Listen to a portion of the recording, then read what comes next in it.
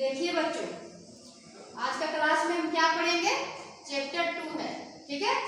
Chapter 2 मतलब कि ये राहुल संकृत्यान जो है ना, उसका जीवनी पढ़ेंगे। इसका कहानी है लहासा की योर, ठीक है।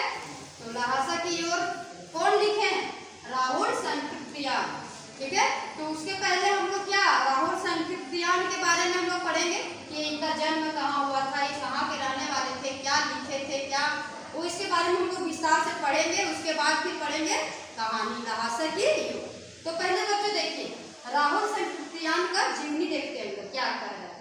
देखिए, राहुल संकृत्यान का जन्म कब हुआ था? 1893 ईस्वी में, 1893 ईस्वी में। और इनका कहाँ हुआ था? ननिहाल, ननिहाल में हुआ था। ननिहाल किसको बोलते हैं? नानी के घर। वहां पे गांव था क्या?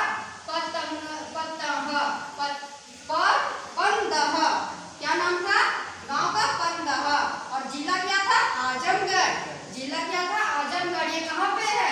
ये उत्तर प्रदेश क्या है? राज्य। वो उत्तर प्रदेश राज्य के अंदर है जिला आजमगढ़, उसी के अंदर है पंदह गांव। यहीं पे इनका राहुल संकृत्यान का जन्म हुआ था, ठीक है बच्चों। और इनका अपना गांव कहाँ था? जो पैतृक गांव बोलते हैं, कनैला था। इनका पापा के घर जहाँ पे होता है वो कनैला था, ठीक है। उनका मूल नाम क्या था? केदार पांडे। इनका मूल नाम क्या था? ये राहुल संकृत्यान का क्या था मूल नाम? केदार पांडे, ठीक है। और उसके बाद देखिए उनका शिक्षा कहाँ से हुआ था? इनका शिक्षा हुआ था काशी, आगरा और लाहौर में हुआ था।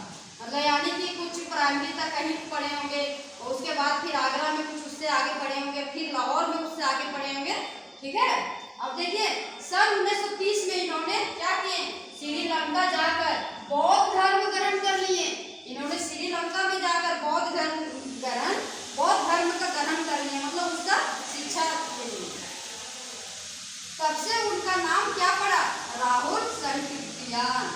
जब से वो बौद्ध धर्म ग्रहण किए ना, तब से उनका नाम पड़ा राहुल संकृत्यान। और नहीं पढ़े थे उस समय, वो मतलब मूल नाम क्या था? केदार पांडे, ठीक है। जब ये बौद्ध धर्म ग्रहण कर लिए तब ये राहुल संकृत्यान हो गए। अब देखिए, राहुल जी पाली, प्राकृतिक, अपभ्रंश, तबती, चीनी, जापानी, रूसी सहित अनेक भाषाओं का ये ज्ञान मतलब जानकार थे। इनके अंदर बहुत सारे भाषाएं के जानकार थे, मतलब इनको बहुत सारा भाषा आते थे, इसलिए उन्हें महापंडित कहा जाता था। जिनको राहुल संकृत्यान को महापंडित इसलिए कहा जाता था क्योंकि इनके पास बहुत भाषा का ज्ञान था, ठीक है।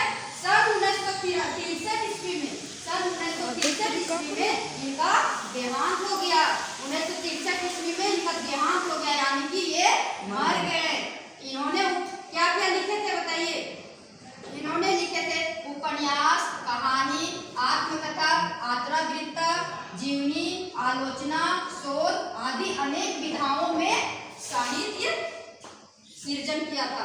मतलब सृजन मतलब अलग अलग तरह से सृजे थे, लिखे थे। अब देखिए, इनका प्रमुख कृतियां क्या है? बहुत जरूरी है ये, याद कीजिएगा। मेरी जीवन का यात्रा, ठीक है। मेरी जीवन का यात्रा इसका प्रमुख कृतियां हैं। दूसरा है दर्शन, दिग्दर्शन, 22वीं सदी। उसके बाद बोलगा से गंगा। उसके बाद क्या है? भागो नहीं दुनिया को बदलो, बोला भागो नहीं दुनिया को बदलो, दिमागी गुलामी। उसके बाद बोल रहा है घूमकर शास्त्रों है। ये सारा जो है ना, इतना सारा प्रमुख कृतियां हैं, ये बहुत जरूरी है, ठीक है, याद रखिएगा।